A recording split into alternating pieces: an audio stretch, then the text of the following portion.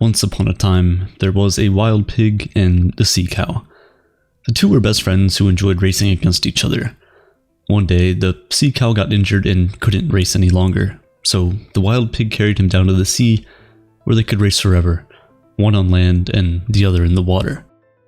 If you were born into the hunter-gatherer Aita community in the Philippines, you would have grown up listening to this story, and indeed, no matter where you grew up in the world, most of us heard stories that echoed sentiments like this. While they may seem like mere fables on the surface, there's a lot to learn from them. Things like friendship, cooperation, and equality. In the past, stories like these permeated our culture from childhood to old age.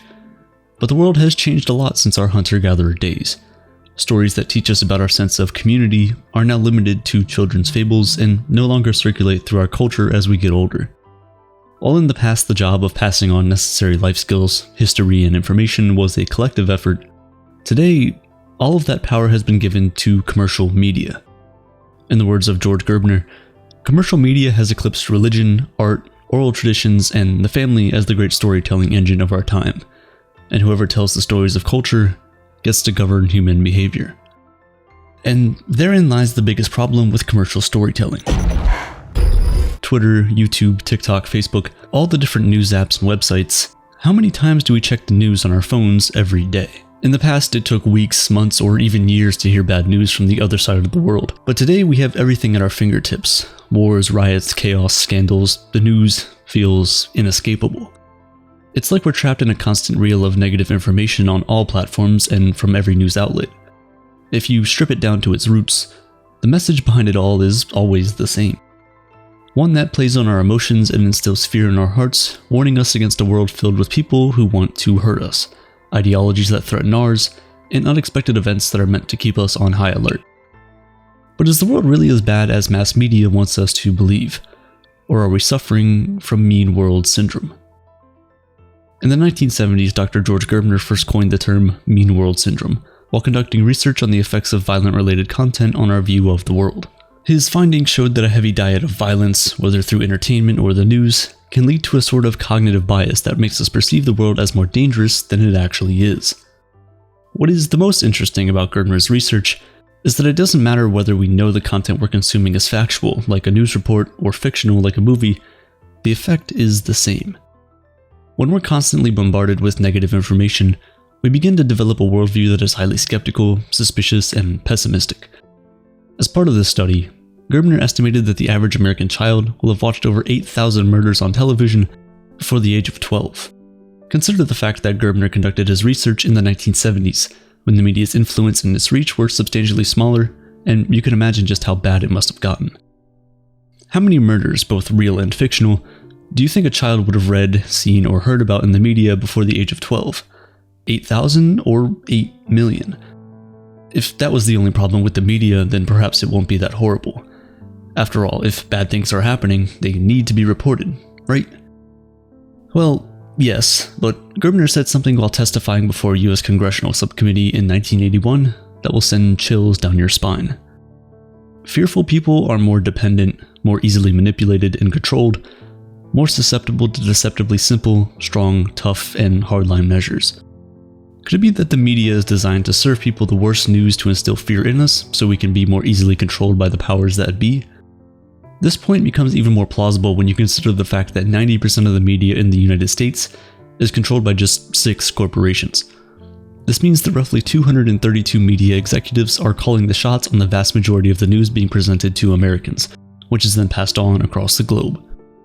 Let's say the situation isn't as sinister as that and we aren't being subversely controlled by some criminal masterminds.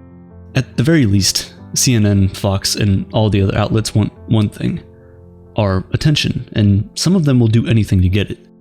People are more likely to pay attention to and remember negatives.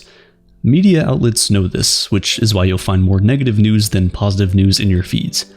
It's polarizing, engaging, and keeps us glued to our screens, which in turn results in more revenue for advertisers who are literally paying for our attention. And once we start paying attention, the algorithms of social media take over, and all of a sudden we're constantly being fed news that confirms our beliefs and further solidifies our already skewed worldviews. It's no secret that controversial content, the content that triggers an emotional response, is the content that performs best, gets shared most, and circulates longest. So whether we like it or not, we become bombarded with an endless scroll of polarizing content that only manages to make us even more skeptical about the world around us and suspicious of anyone who does not happen to share the same exact beliefs. This kind of reporting and these stories that we propagate throughout our society end up dividing us instead of bringing us together like the stories of old did. The sad reality is that whether the world is getting worse or not, the media will almost always make us think that it is, simply because it's good for business. Wow.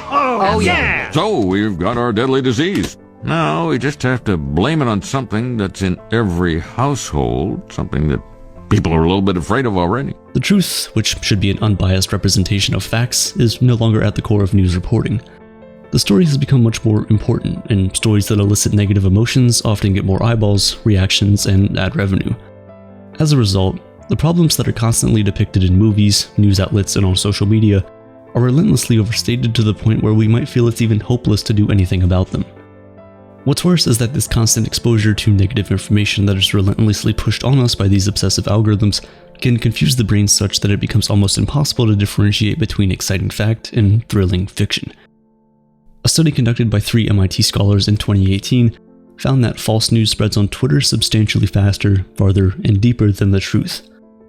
The research also found that this misinformation wasn't spread through bots, but by actual human users, like you and I, retweeting.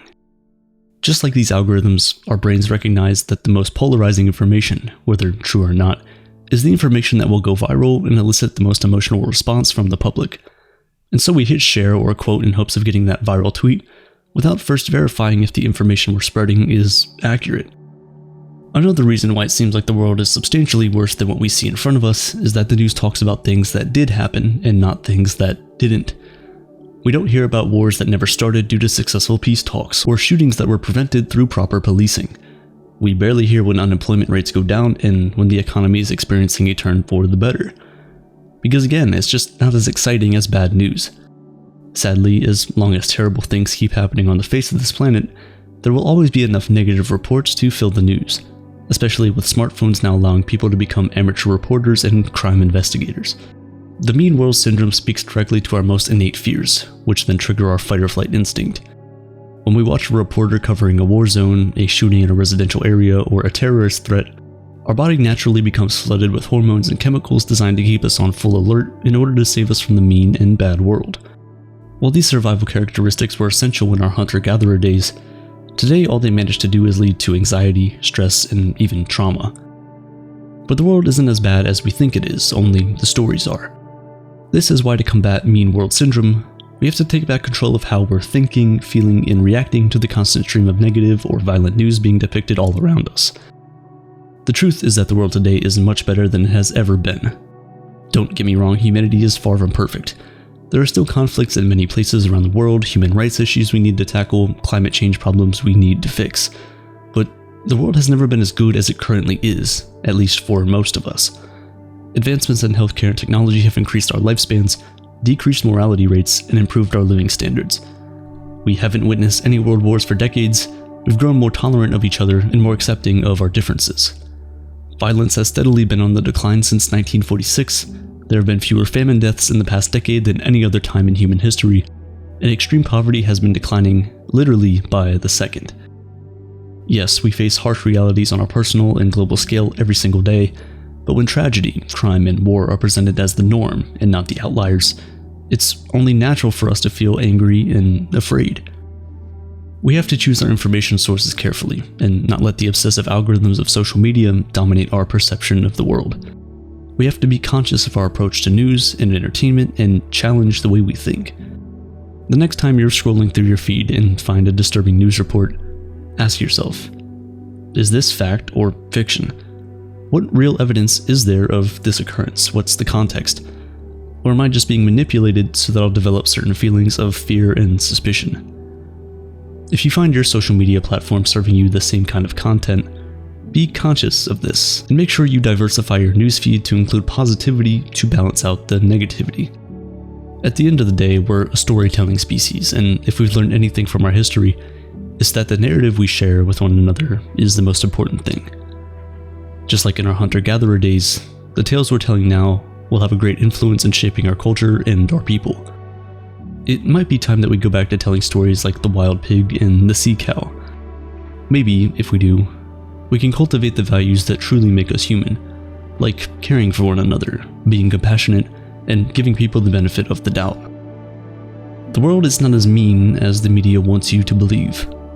It's time we stopped letting them lie to us that it is.